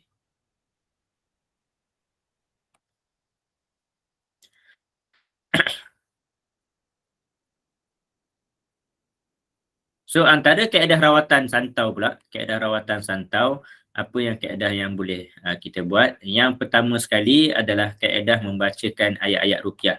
Seperti yang saya dah pernah jelaskan sebelum-sebelum ni, kaedah utama dalam rawatan masalah gangguan jin, tak kira lah sihir ke, santau ke, jin asyik ke, apa ke, kaedah utama rawatan adalah membacakan ayat-ayat ruqyah. Kita perlu bacakan kesemua ayat-ayat ruqyah seperti yang dalam buku saya tu, 20 ayat ruqyah tu, semua sekali. Okay, itu yang paling pertama sekali. Kaedah rawatan santau yang pertama adalah kaedah rawatan ruqyah. Kemudian kaedah yang kedua, kita minum air ruqyah sepaling kurang sebab selama 7 hari ataupun 21 hari atau 40 hari. So kat sinilah penting. Kalau kita nak amalkan minum air ruqyah selama 40 hari, so mungkin agak berat kalau nak jumpa perawat dengan kerap. So jumpa perawat sekali, kemudian kita belajar dengan perawat tersebut cara nak menjampi, meruqyah air penawar sendiri. So bila air yang kita ambil daripada perawat tu dah habis, kita boleh sediakan sendiri air jampi dan air penawar. Okey, air ruqyah tadi juga boleh juga kita minum bercampur dengan limau nipis. Rasanya kalau yang pesakit-pesakit buat rawatan dengan saya memang akan campurkan air ruqyah, campurkan limau nipis, campurkan dengan sedikit garam. Okey, juga boleh. Okey, selain daripada itu, kaedah yang paling saya suka untuk bagi pesakit dan pesakit juga agak mudah untuk amalkan ni adalah dengan minum air kelapa muda. So air kelapa muda biasanya memang sifat dia adalah untuk menawarkan bisa-bisa. So untuk pesakit santau, saya memang minta dia cari air kelapa muda, ambil air bersama isi dia. Kalau boleh, carilah kelapa muda yang isi dia masih berhingus. Isi kelapa dia tu yang lembik-lembik, berlendir tu. Yang tu yang betul-betul muda lah. Yang betul-betul muda. Itu lebih power, lebih baik, lebih bagus untuk dijadikan sebagai penawar. Kalau yang air kelapa isi dia dah keras tu bolehlah juga, tapi dari segi khasiat untuk menawar bisa tu dia dah kurang sikit sebab dia dah tua. Cari air kelapa muda yang betul-betul muda, yang isi dia masih lembik dan berhingus. Ambil air dan juga isinya, kita terapikan, bacakan ayat-ayat ruqyah, kita minum. So saya biasanya menasihatkan pesakit minum sehari sebiji. Sehari sebiji, minimum 3 hari ataupun selama seminggu. Air kelapa muda kita ruqyahkan sendiri ataupun bagi kepada perawat. Ambil air dia tu bersama isi, boleh bubuh dalam jug, kita bubuh dalam cik air pun tak ada masalah. Jampikan, ruqyahkan dengan ayat-ayat ruqyah, kemudian kita amalkan sehari sebiji, sehari sebiji, sehari sebiji. Paling kurang minimum 3 hari ataupun 7 hari berturut-turut. Okey. Boleh juga minum air ruqyah ni campur dengan madu ataupun minyak zaitun. Kita kena faham madu ni juga salah satu sifat dia adalah untuk menawarkan segala bisa-bisa. So boleh gunakan juga air ruqyah bercampur dengan madu dan juga minyak zaitun. Okey. Selain daripada tu, air ruqyah tadi juga boleh kita campur dengan cuka apple ataupun cuka kurma, apple cider ataupun date cider. Ni cuka yang boleh kita makan lah. Bukan cuka masak, bukan cuka masak tu. Cuka-cuka sunnah ni. Cuka delima ada, cuka apple ada, cuka kurma ada. Boleh guna cuka-cuka tu. Ataupun kaedah yang keenam ni, minum 3 cawan air rendaman dan rebusan daun gelenggang ataupun daun sena. Daun sena, kopi, teh daun sena ni juga penawar untuk penawar untuk masalah santau. Sebab daun sena ni juga antara bahan-bahan yang memang teknik untuk kita detox, buang segala toksik-toksik dalam badan, buang untuk racun-racun dalam badan. So insya-Allah boleh diamalkan. Cuma kaedah yang antara banyak-banyak ni, kaedah yang memang sedap adalah air kelapa muda lah. Air kelapa muda ni sedap. Cuma janganlah campur gula ke apa ke. Ambil air kelapa tu fresh tu. Beli kat yang hak baru dia nak belah tu. Kalau saya pergi ke orang yang jual tepi jalan tu, minta yang dia belum belah lagi tu. Saya nak air kelapa muda fresh biji. Buatlah 3 biji. Sebungkus. Simpan kat rumah dalam peti air. Nanti sehari habiskan sebiji. Okey. Itu teknik antara yang saya nak sampaikan hari ini, insya-Allah. Itu tajuk saya pada hari ini tentang santau. So jika ada soalan-soalan, boleh untuk tulis, boleh untuk type dan juga boleh juga nak tanyakan secara langsung, insya-Allah. Kita buka kepada sesi soal jawab.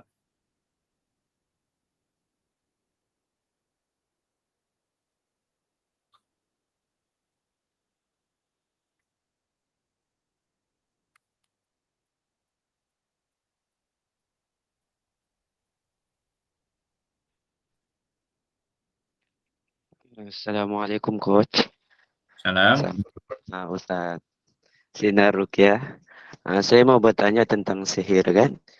Boleh kenalkan diri dulu, kemudian kenalkan diri, nama, daripada mana dan soalan.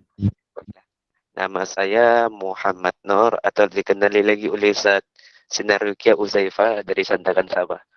Okey. Daripada? Sandakan Sabah. Sandakan. Alhamdulillah. Peruqyah muda nih, Coach. Kalau Uzaifah tuh peruqyah muda, terkenal. Saya mau bertanya Teruskan. tentang sihir kan. Tajuk tadi tu yang kedua santau. Dalam pemerhatian saya,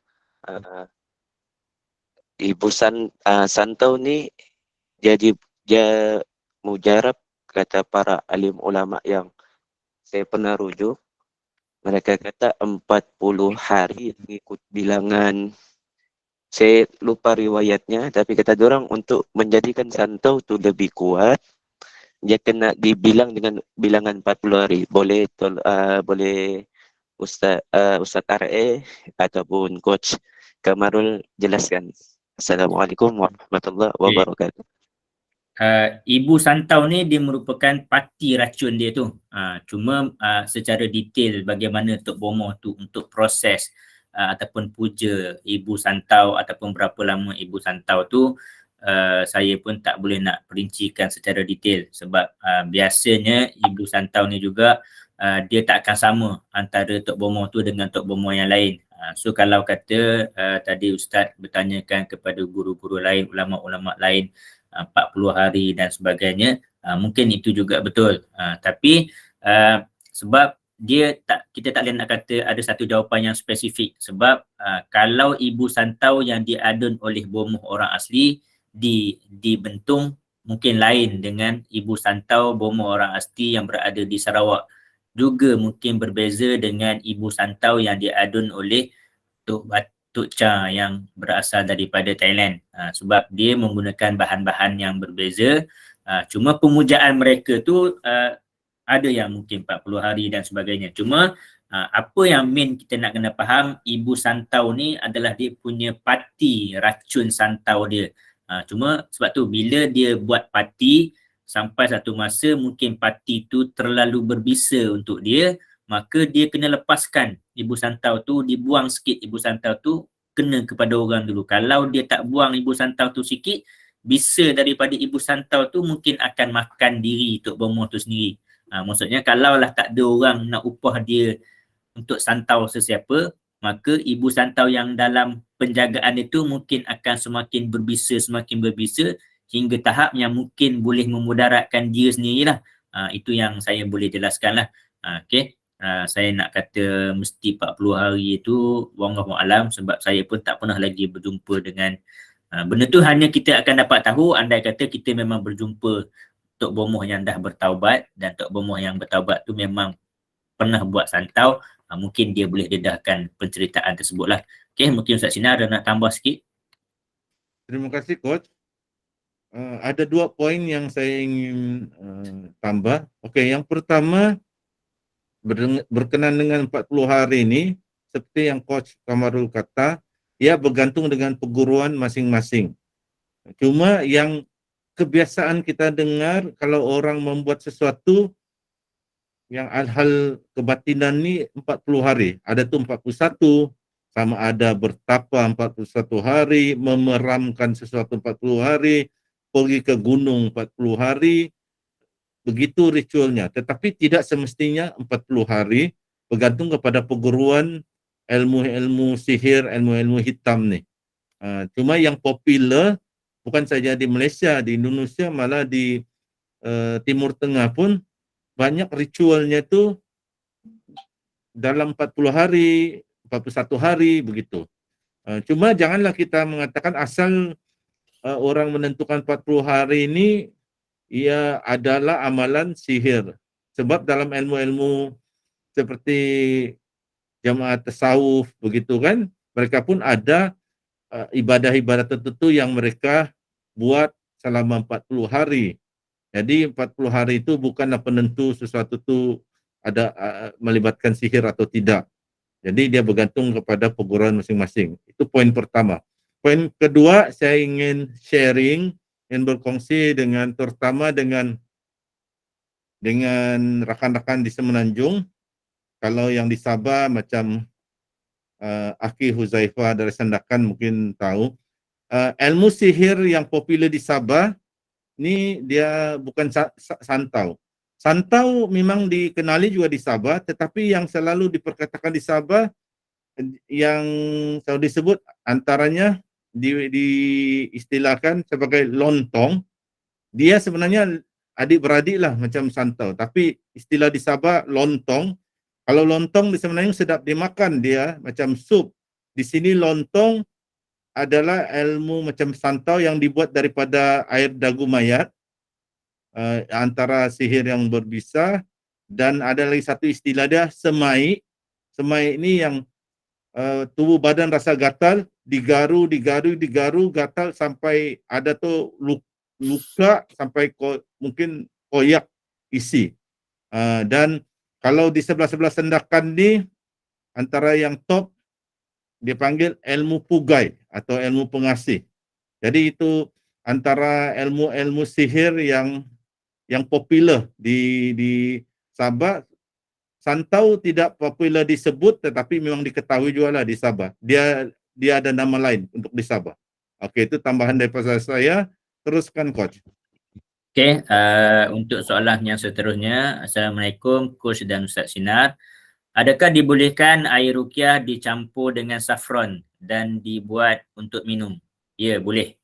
Saffron tu, bunga saffron ataupun za'faran ni merupakan salah satu herba. Malah ia juga dikategorikan sebagai herba yang termahal di dunia. Satu botol saffron tu kecil tu saja, harga dia memang ribuan ringgit kejap.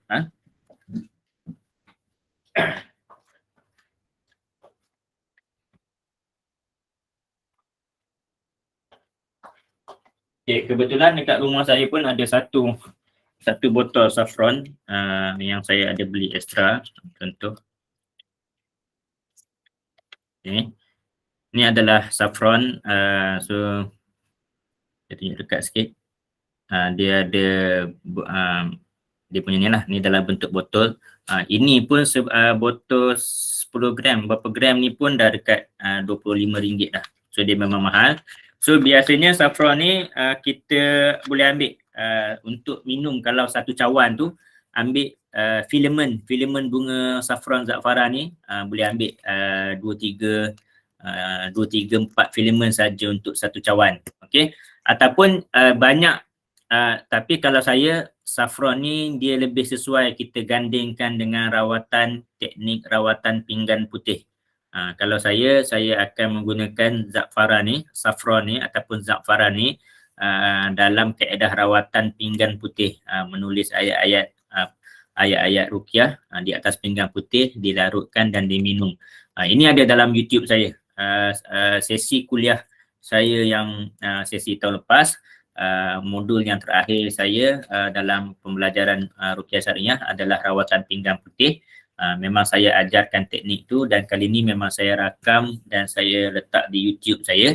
Siapa yang nak tengok dan nak belajar kaedah rawatan pinggan putih tu kena tengok YouTube saya balik lah. Okey, boleh. Tapi kalau tak nak buat rawatan pinggan putih pun boleh. Saya sendiri pun di pusat rawatan, saya letak segelas air, setiap hari saya akan ambil 2 atau 3 filament bunga za'faran ni, kacau biar filament ni kembang. Daun tadi tu, air tadi dah mula menjadi kekuningan dan boleh diminum. Cuma jangan terlampau banyak sangat bunga sebab dia ada rasa payau-payau sikit bunga za'faran tu, dan kalau terlampau banyak juga dia akan panas badan sikit. Okey, insyaAllah. Soalan tu ada Ustaz Sinar nak tambah? Terima kasih, Coach. Saya ada ingin menambah tentang saffron ni sebab saya antara orang yang suka minum air campuran saffron. Tambahan daripada saya, pertama, sesiapa yang ada sakit, ada kaitan dengan mental, emosi seperti stres, depression, dari segi pembacaan saya dan pengalaman saya minum air saffron ni dia boleh menenangkan. Dia boleh, kalau kita emosional atau stres, kita akan boleh rasa tenang. Daripada pembacaan saya, itu antara khasiatnya dan saya sendiri merasakan. Kalau penat, bila minum tu kita akan rasa tenang. Poin kedua, Coach Kamarul ada juga sentuh, yaitu jangan campur terlalu banyak. Botol size begini 1,5 liter cukup dicampur filamen saffron tu maksimum antara 3 ke 6. Sebab nanti dalam sehari kita simpan dia jadi kuning keemasan dah esok dia. Sebab ada pembacaan saya jumpa kalau saffron ni terlalu banyak diminum, dicampur dalam air begitu banyak, dia boleh juga mendatangkan kesan memudaratkan sebab dia seperti kita kata overdose. Jadi dia mesti ada kadar dia, yaitu macam tadi itu 1,5 liter biasanya sudah mencukupi 3 atau 6 filamen saffron tu sudah mencukupi. Itu tambahan daripada saya. Teruskan coach. Okey, saya sambung dengan soalan daripada Mak Noh dan inti book saver. Untuk ditulis tu tak kisahlah, boleh tulis ayat syifa boleh tulis ayat pembatas sihir pun boleh ataupun yang lain-lain. Mana nak cari za'faran tu, Shopee saja. Itu saja yang paling mudah. Okey, cari di Shopee dan lebih murah. Kalau nak beli kat kedai-kedai makanan sunnah pun ada juga. Tapi biasanya agak lebih mahal. Shopee lebih murah. Okey. Soalan yang daripada Puan Haslinda. Okey, soalan daripada Puan Haslinda. Assalamualaikum coach. Perlukah ada kesemua tanda-tanda atau cukup hanya satu tanda boleh diklasifikasikan sebagai santau? Dia tak semestinya semua ada. Sebab santau ni dia berbeza-beza kesan dia. Kalau santau yang dia buat menggunakan katak puru, biasanya kesan santau dia adalah yang melibatkan kulit. Kulit dia menjadi kekeringan, menjadi kering, kemerahan, merekah sebagaimana kulit si katak puru tadi.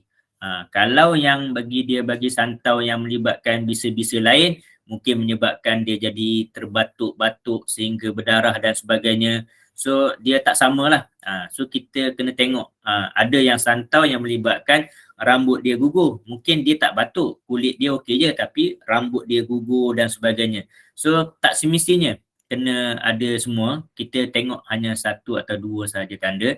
Cuma selain daripada tanda-tanda yang melibatkan santau tadi, barang-barang berbisa dan sebagainya tu, pasti akan ada simptom-simptom umum gangguan jin. Terkejut tengah tidur, tersentak tengah tidur, mimpi binatang-binatang berbisa. Dia orang santau ni juga biasanya dia akan ada mimpi binatang berbisa seperti mimpi miang buluh, mimpi kalajengking, mimpi lipan, mimpi benda-benda yang tajam, dia mimpi jarum, mimpi kaca. Itu antara ciri-ciri santau juga.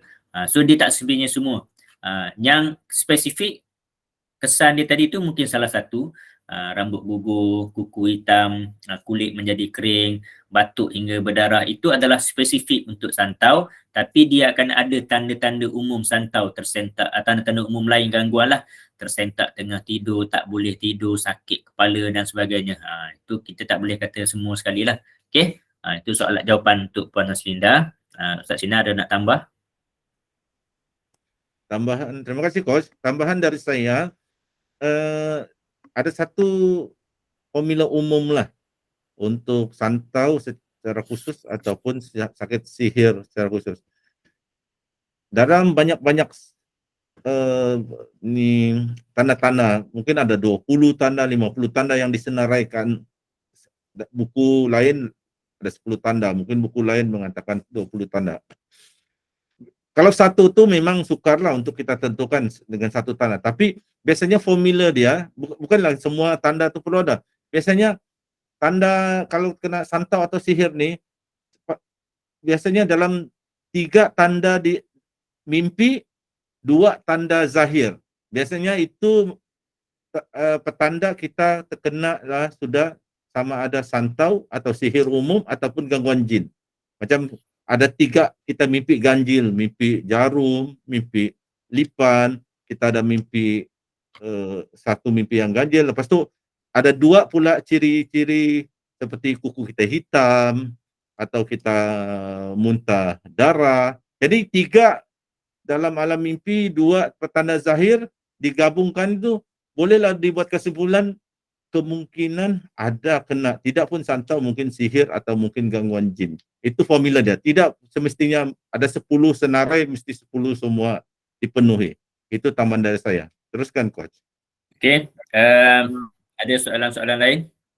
Sebab soalan-soalan tu dah kita jawab. Soalan lain boleh tulis ataupun nak bertanya secara langsung juga boleh. Ada soalan lain?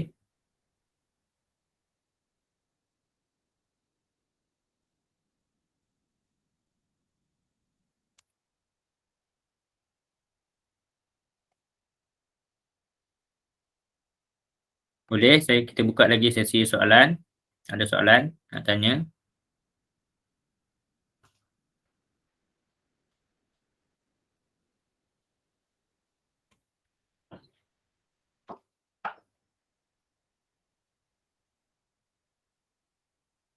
Jika ada soalan-soalan lain boleh bertanya, boleh direct. Kalau tak ada soalan, kita tutup majlis nanti. Okey. Kita buka lagi 2-3 minit lagi sebelum kita tutup majlis pada pukul 11. InsyaAllah dalam pukul 11 kita akan tamatkan sesi kuliah. Jika ada soalan boleh teruskan bertanya lagi sebelum kita tutup. Mungkin boleh lagi 1 atau 2 soalan lagi untuk kita jawab pada malam ni. Coach, sementara ada mungkin yang sedang menaip soalan ke, saya ingin menambah sedikitlah daripada soalan-soalan yang tadi itu tentang zafaran ataupun saffron.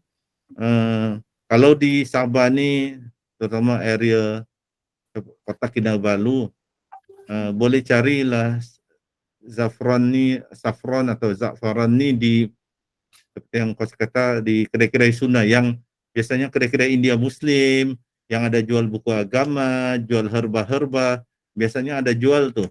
Mungkin kalau di Sabah ni coba cari di Wisma MUIS, Wisma Majlis Agama Islam Sabah yang bersebelahan dengan Masjid Negeri. Kemungkinan ada jual, cari yang jual makanan-makanan sunnah, herba-herba, mungkin ada jual tuh zafaran. Dia jarang berjual, tapi tempat-tempat begitu yang mungkin boleh dicari. Dia dalam botol-botol kecil tuh, itulah antara dalam ada RM30, RM40. Dia sedikit tapi dia harga dia begitu sebab dia memang tumbuhan yang mahal. Itu tambahan dari saya. Macam ada soalan, Coach teruskan. Ada soalan-soalan sudah muncul. Okey.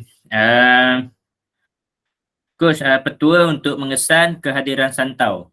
Okey. Sebenarnya soalan ini dah pun dijawab tadi. Kita dah bagi tahu dah ciri-ciri santau.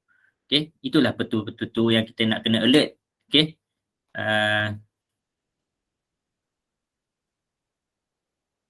Ini tadi. Okey. Ciri-ciri tanda-tanda bila terkena santau. Inilah yang kita nak petua yang nak mengesan kehadiran santau. Muntah darah, batuk berterusan, kuku menjadi hitam, nafas busuk, bulu jadi gugur, rambut gugur, mimpi makanan najis dan sebagainya. Ini adalah simptom-simptom santau. So kalau kita nak kesan sama ada kena santau ataupun tak, kita kena alert lah dengan simptom-simptom yang berlaku kepada kita. Itulah dia punya petua dia. Okey. InsyaAllah itu saya terus ringkas terus. Soalan seterusnya, kalau mimpi banjir, orang yang telah meninggal mati lemas dan terapung serta berada di kubur, adakah ini tanda gangguan jin saka? Saya senang je. Okey. Sebab rasanya saya selalu ulang banyak kali. Okey. Tak perlulah kita nak mengklasifikasikan sangat. Ini saka ke, ini sihir ke, ini santau ke. Sebab saka ke, sihir ke, santau ke, jin asyik ke, teknik rawatannya tetap sama. Bacakan sahaja ke semua ayat-ayat ruqyah, bacakan sahaja kepada air, minum air jampi, mandi limau, semua sama saja. So tak perlu sangat kita nak klasifikasikan itu jin saka atau apa. Okay? As long mimpi-mimpi itu mimpi buruk yang mengganggu tidur kita, bila kita terjaga kita jadi resah gelisah akibat mimpi yang buruk, maka itu datang daripada gangguan syaitan. Dan juga ada campur tangan jin dan juga syaitan. So tak kira lah dia jin sihir ke, dia jin saka ke, dia jin asyik ke, santau ke, dianya adalah gangguan jin. So kita fokus untuk buat rawatan sahaja. So tak kira lah dia mimpi macam mana pun. Sebab kalau kita nak terlampau spesifik dengan mimpi, takkan ada orang boleh mentafsir mimpi secara tepat. So saya pegang itu saja. Sifir kita, kalau mimpi itu mimpi-mimpi yang buruk, mengganggu tidur kita, disebabkan mimpi itu kita menjadi resah, gelisah, tak tenang, takut, gementar, cemas, maka itu adalah mimpi-mimpi datang daripada gangguan jin dan syaitan. So kita fokus sahaja buat rawatan. Okay, itu jawapan saya. Ustaz Sinar mungkin nak tambah. Terima kasih Coach. Okay, tambahan daripada saya, dalam banyak-banyak buku-buku ruqyah memang ada disebut kalau mimpi nampak orang meninggal dan mimpi kubur, memang ada tanda-tanda gangguan jin. Itu antara tanda. Tidak semestinya tapi ada tanda. Ada yang lebih spesifik lagi lah kenapa mimpi kubur ni apa, tapi saya tidak akan terangkan di sini. Ini kena belajar berdepan sebab nanti tersilap faham, sukar nanti. Nanti jadi fitnah pula. Yang tentang mimpi banjir ini pun saya tidak akan ulas secara spesifik, tetapi mimpi banjir ni kalau dikaitkan dengan ruqyah, dengan rawatan, dengan gangguan jin, dia ada mungkin boleh jadi makna yang baik ataupun makna ada gangguan jin. Makna baik ni saya kasih ringkas saja sebab tidak boleh dihuraikan secara online sejak ni. Kalau makna baik dia, katakan kita dulu selalu kena sakit, gangguan jin apa. Lepas tu kita ikut grup Telegram, Rawatan Islam dan sebagainya, terus kita amal apa yang diajar. Kita amal ayat-ayat ruqyah, kita baca setiap hari, manzil setiap hari, kita baca istighfar. Dulu kita mimpi buruk tapi bertukar, jadi mimpi banjir pula, air banjir, dan mimpi itu tidak menakutkan. Mungkin itu petanda yang kita ada amal, wirid-wirid itu, dia memberi kesan positif sudah kepada kita. Mungkin gangguan-gangguan tu, sakit-sakit tu mulai sudah hanyut, mulai sudah kita dalam proses kesembuhan, mulai sudah tawar. Mungkin, tapi dia boleh juga bermakna mimpi makna yang negatif, yaitu gangguan jin. Jadi saya tidak akan huraikan terperinci sebab perkara-perkara begini kalau kita huraikan secara begini dalam masa yang singkat secara online sahaja nanti boleh jadi silap paham. Jadi itu tambahan dari saya secara ringkasnya. Teruskan Coach.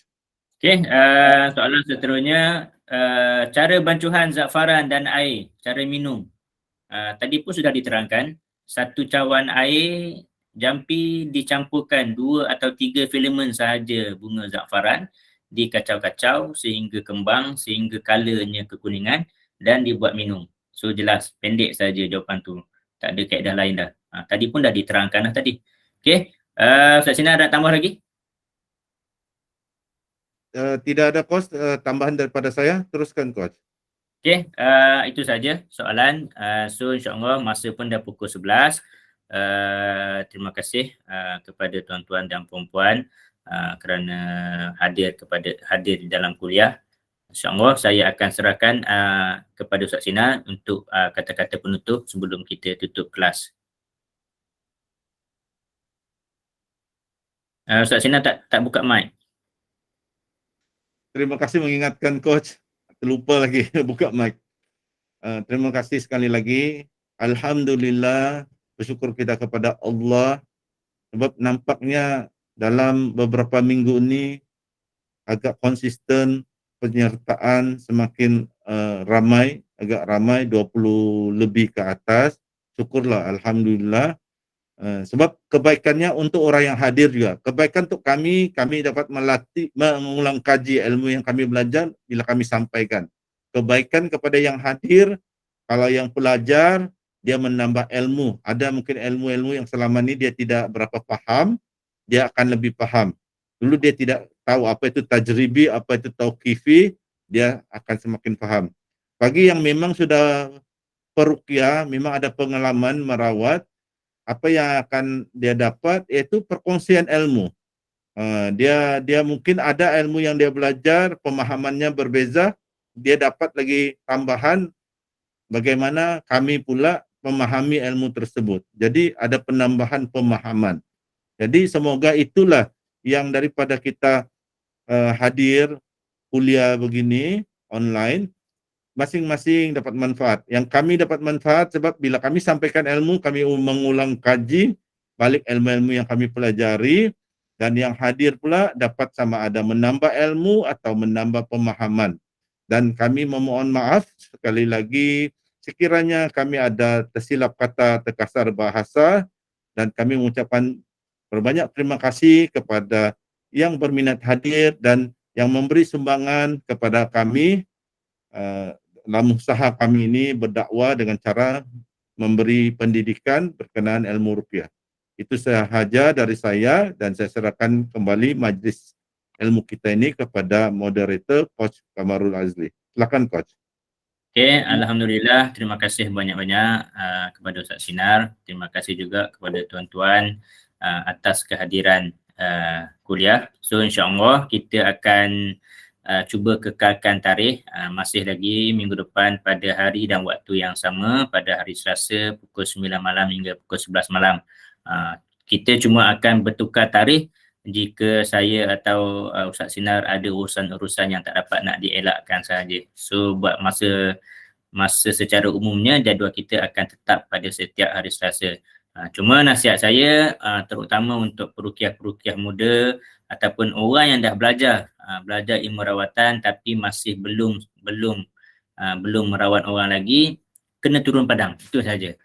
Turun padang, ambil pengalaman, merawat orang. Bukan tujuan kita nak merawat orang. Tujuan kita adalah untuk membantu orang. Kita bantu setakat yang kita termampu. Sembuh tak sembuh itu bukan urusan kita. Pegang tu saja. Okey. Pesakit sembuh ataupun tidak sembuh itu bukan kerja kita. Kerja kita bacakan sahaja ayat-ayat ruqyah kepada pesakit. Mudah-mudahan dengan rahmat dan kasih sayang Allah pesakit sembuh. Sembuh tak sembuh itu nombor 2. Okey.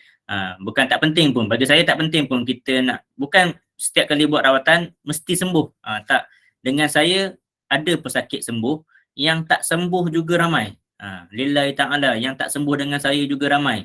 Walaupun dah bayar saya macam-macam pun, jika Allah tak izinkan sembuh, ramai juga tak sembuh.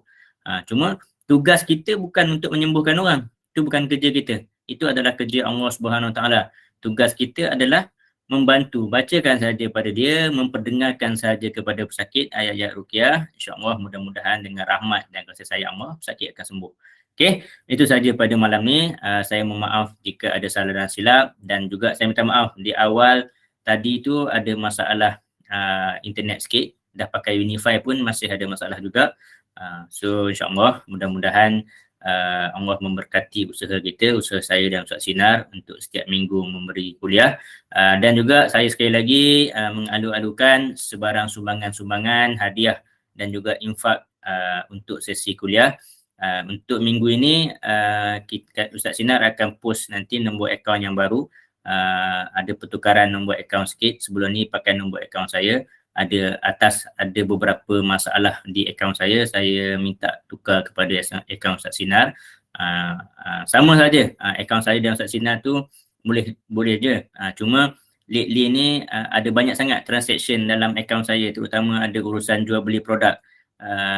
Agak sukar untuk saya trace yang mana satu infak kuliah, sebab banyak lately ni banyak jual beli yang direct account, so bercampur-campur. Sebab kebanyakan ada orang yang dia bagi infak kuliah dia tak letak remark. Saya agak sukar untuk trace. So saya minta tukar kepada Ustaz Sinar, sebab Ustaz Sinar dia tak banyak sangat transaction, saya rasa berbanding dengan saya lah. Okay. So kami sekali lagi mengalu-alukan sumbangan daripada tuan-tuan. Ingat, kami mengalu-alukan sumbangan dan menggalakkan sumbangan. Tak perlu sampai tahap RM50. Terus terang saya cakap, kalau kita ada 26 orang, setiap seorang sumbangkan RM5 saja pun bagi saya cukup memadai bagi kami. Jangan rasa RM5 tu terlampau sikit. Tak, RM5 daripada tuan-tuan, sumbangan tuan-tuan atas kuliah tu, RM5 tu sudah cukup. Sudah cukup. So adalah sedikit imbuhan kepada Ustaz Sinar dan juga saya untuk menyediakan nota. Sebenarnya nak menyediakan nota ni yang perit. Nak menyediakan nota ni yang memerlukan sedikit komitmen bagi kami. Okey, itu saja. Kita tutup majlis dengan tasbih kifarah dan surah Wal As.